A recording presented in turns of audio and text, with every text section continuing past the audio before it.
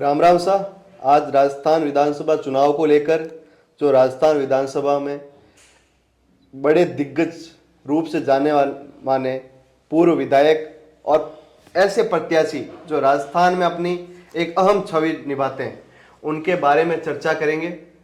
सबसे पहले बात स्टार्ट करते हैं अपन राजेंद्र राठौड़ से। क्या भूमिका रही, क्या ऐसे कारण रहे जिस कारण राजेंद्र राठौड़ ने एक तो अपनी सीट बदली, उसके बाद वो 10,000 के मार्जिन से स्टार्टिंग से ही पीछे चलते ही आ रहे थे, अंत में उनको हार का सामना करना पड़ा। देखिए क्या है कि राजेंद्र राठौड़ है ना, उनको कहीं ना कहीं अपनी हार का पहले से अंदेशा था। उनके खिलाफ उस क्षेत्र में एंटी इनकम्बेंसी बहुत ज्यादा थी। लगातार 6-7 बार से चुनाव जीतना तो ये मायने रखता है। तो अब फिर क्या है, इसी चक्कर में राजेंद्र राठौड़ जी ने सीट अपनी चेंज करी थी। और लेकिन जो तारानगर सीट पर वो गए, तारानगर के जातिगत समीकरण जो थे वो राजेंद्र राठौड़ के अनुकूल नहीं थे। जाट समाज का प्रभुत्व वाली सीट है और सामने जो नरेंद्र बुढ़ानिया थे, जो 2008 में राजेंद्र राठौड़ ने तारानगर सीट जीती थी, उस टाइम पे जो कैंडिडेट थे ना कांग्रेस के, वो बहुत कमजोर थे इन नरेंद्र बुढ़ानिया के कंपैरिजन में।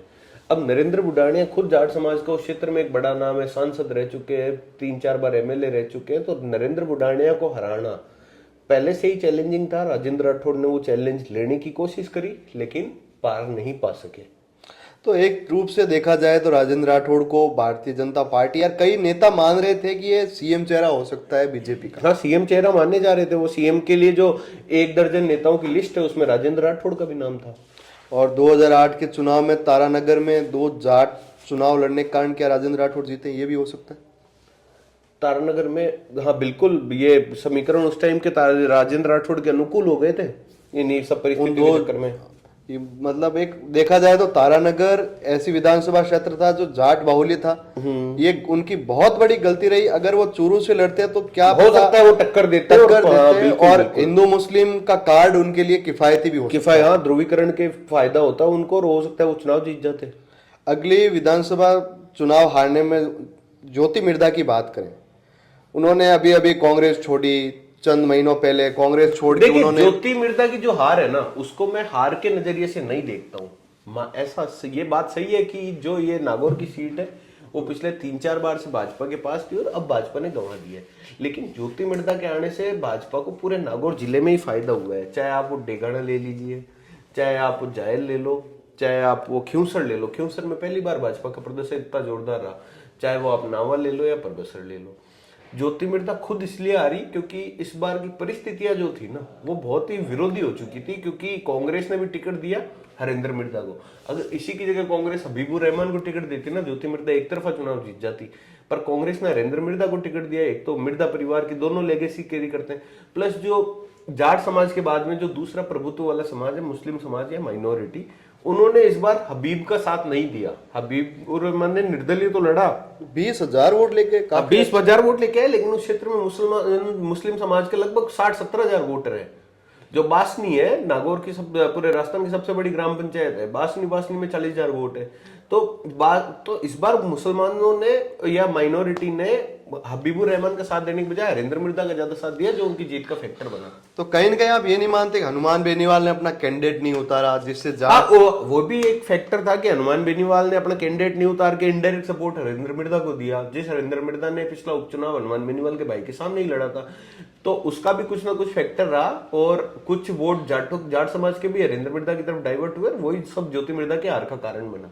अच्छा, अब जिस प्रकार से अगला नाम आता है इसमें दिव्या मदेरणा का जिस प्रकार से नाम सामने आता है, 2000 के मार्जिन से वो चुनाव हारती है और खूब अच्छी तरह उन्होंने चुनाव लड़ा। जिस प्रकार से बताया जा रहा था 25 से 30,000 से वो हार जाएगी। हनुमान बेनीवाल विरोध में थे, उनको शेरनी नाम से कई जगह उनका अपमान किया गया। देखिए क्या होता है ना, जब आप अननेसेसरी बड़बोली बयानबाजी करते हो ना, तो बहुत सारे आप दुश्मन बना लेते हो। ये सेम चीज हनुमान बेनीवाल के साथ है और दिव्या मदेरणा के साथ भी ऐसी चीज हुई। अननेसेसरी जो बयानबाजी होती है ना, उससे राजनीति में बचना चाहिए। इसी के चक्कर में इनके दुश्मन इतने ज्यादा क्रिएट हो गए कि सब इनको खत्म करने के लिए लग गए, एकजुट हो गए। अब दिव्या मदेरणा का खत्म होने का या चुनाव हारने का यही कारण रहा कि उन्होंने अपने जो दुश्मन है ना, वो दुश्मनों की संख्या बहुत ज्यादा कर ली, तो उससे वो पार नहीं पा सकी। तो ये कारण रहा दिव्या मदेरणा। कहीं न कहीं इसमें आप मानते हैं गहलोत का भी वो कई बार जिक्र बिल्कुल, करते गहलोत का आई भी है। जिक्र करती थी। जिस पार्टी में आप हो, उस पार्टी का राजस्थान में आपका जो सीएम है, सुप्रीमो एक तरीके से, उसी से आप बेरमोल ले रहे हो, तो ये तो नुकसानदायक है। बद्रीराम जाखड़ के लिए वो खुले मन से बोलती थी कि मैं उनके साथ कभी मन शेयर नहीं करूंगी। अब वो बद्रीराम जाखड़ खुद कांग्रेस से टिकट पे लड़ रहे हैं, तो उस क्षेत्र में जो ओसिया है वहां पे बद्रीराम जाखड़ का भी अच्छा प्रभाव है। तो वो कहीं ना कहीं इनके खिलाफ जाते नजर आए। हाँ बिल्कुल जाएंगे। अगर अगला- आप अननेसेसरी बयानबाजी करोगे तो आप फिर आपको उसके दुष्परिणाम भी भुगतने के लिए तैयार रहना देखा चाहिए। जाए तो इसमें दिव्या मदेरणा ने काफी अच्छी वोटिंग हासिल की है इस बार। हाँ वोट तो अच्छे लिए, लेकिन हार तो हार होती है, चाहे वो एक वोट से क्यों ना हो। एक वोट से तो सीपी जोशी मुख्यमंत्री बनते हुए रह गए थे। कहीं ना कहीं आपको लगता है महेंद्र सिंह भाटी जिस पिछली बार निर्दलीय लड़े थे, 40,000 वोट लेके आए थे, इस बार उन्होंने बेराराम सियोल के साथ खड़े होकर हाँ चुनाव तो में वो मदद- वही कारण है ना कि अब दुश्मन पाले ना अपने, तो आपको उनसे लड़ने के लिए भी तैयार रहना पड़ेगा। ये तो वो कारण है ही। बिल्कुल भूपेंद्र जी। अगला नाम जिस प्रकार से अपन देखा जाए तो राजस्थान के विधानसभा अध्यक्ष सीपी जोशी। सीपी जोशी के लिए तो यह हार कोई सरप्राइजिंग होगी नहीं, क्योंकि उनको जीवन में इससे बड़ी बड़ी हार का एक्सपीरियंस है। जब 2008 में मुख्यमंत्री बनने की प्रबल संभावना थी, तब वो एक वोट से चुनाव हार गए थे। तो सीपी जोशी के लिए तो ये कोई बड़ी बात नहीं है, लेकिन इसका एक कारण मैं बताता हूँ आपको कि देखिए क्या है, नाथद्वारा जो सीट है ना, उस पे जो मेवाड़ राजवंश है उनका अच्छा खासा प्रभुत्व है, और बहुत मान सम्मान की नजर से उनको देखा जाता है। जनता के मन में उनके लिए एक आदर सम्मान की भावना है। उसी कारण से जो मेवाड़ के राजवंश के वारिस है विश्वराज सिंह मेवाड़, वो जीत दर्ज करने में कामयाब रहे, क्योंकि उन्होंने अपने समाज के वोट तो एकत्र किए ही, साथ में जो उनके राजवंश के लिए या उनके लिए जो समाज में प्रेम ब्राह्मण था। समाज की यहाँ पर अच्छी खासी वोटिंग बताई जाती है, ब्राह्मण बहुल्य सीट है लेकिन ना। ब्राह्मण बहुल्य सीट तो है, लेकिन ब्राह्मण मूल वोटर है आपका भाजपा का, समझ रहे। और फिर जो विश्वराज सिंह मेवाड़ है वो राज परिवार से आते हैं, जिनकी एक बहुत अच्छी रेपुटेशन है। अगर उनकी जगह कोई दूसरा कैंडिडेट होता तो वो जीत नहीं सकता था। अच्छा, मानते हैं इस बार कैंडिडेट में दम था। कैंडिडेट में दम था। अगली बात करें तो राजस्थान में पूर्व परिवहन मंत्री रहे प्रताप सिंह खाचरियावास, जो सिविल लाइन से 27,000 वोटों से हारे। देखिए राजस्थान की राजनीति में एक रोचक तथ्य है कि जो आदमी परिवहन मंत्री बनता है ना, वो अगला चुनाव हमेशा हारता है।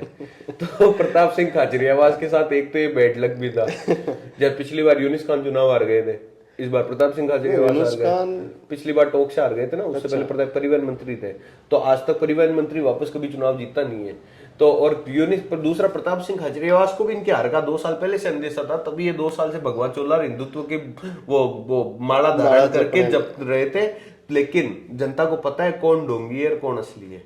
अच्छा, जनता ने इनके डोम पर विश्वास नहीं बिल्कुल डोम पे विश्वास नहीं करा, नकार दिया जनता ने। अब जिस प्रकार से कल बयानबाजी सामने आ रही थी आमेर से सतीश पूनिया की, उन्होंने कल चुनाव हारने के बाद कई ऐसे बयान भी दिए कि अब मैं अपने परिवार को टाइम दूंगा।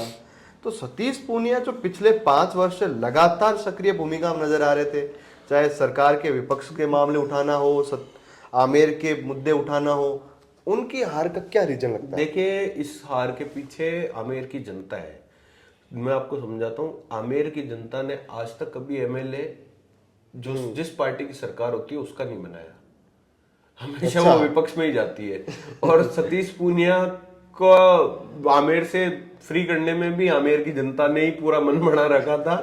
और सतीश पूनिया की कोई इतनी एंटी इनकम्बेंसी भी नहीं थी ना, ये सरकार में थे पिछली बार, तो एंटी इनकम्बेंसी होती इनके अगेंस्ट में।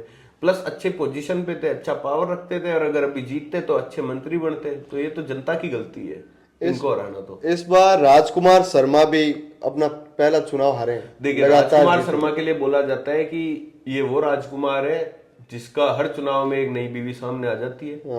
और आप देखो हर बार का इनका। और राजकुमार शर्मा जो थे उनके खिलाफ इस बार बहुत विरोध प्रदर्शन था। और राजकुमार शर्मा के लिए बोला जाता था कि जिस भी डिपार्टमेंट में ये रहते हैं, जाते ही सबसे पहले रेट फिक्स करने का काम करते हैं। अच्छा। और जो विक्रम सिंह जाखड़ है वो इनके विपरीत एक सीधा साधा साधारण आदमी था, जिस चक्कर में वो चुनाव जीत गए। इनके अभी डायलॉग चल रहा था फेमस, चौथी चार वाला, कुछ इस प्रकार से। हाँ वो हर चुनाव में चौथी बार एमएलए, चौथी बार बीवी। हाँ तो वो इनके हर बार का है फिक्स। चलिए, धन्यवाद। आज की इस चर्चा के अंदर हमने राजस्थान की प्रमुख उन सीटों के बारे में गहन चिंतन किया जो जहां से कुछ दिग्गजों ने हार प्राप्त करी है। और कई ऐसे चेहरे थे जो सीएम की रेस में भी शामिल थे। बिल्कुल। धन्यवाद। राम राम साहब। राम राम साहब।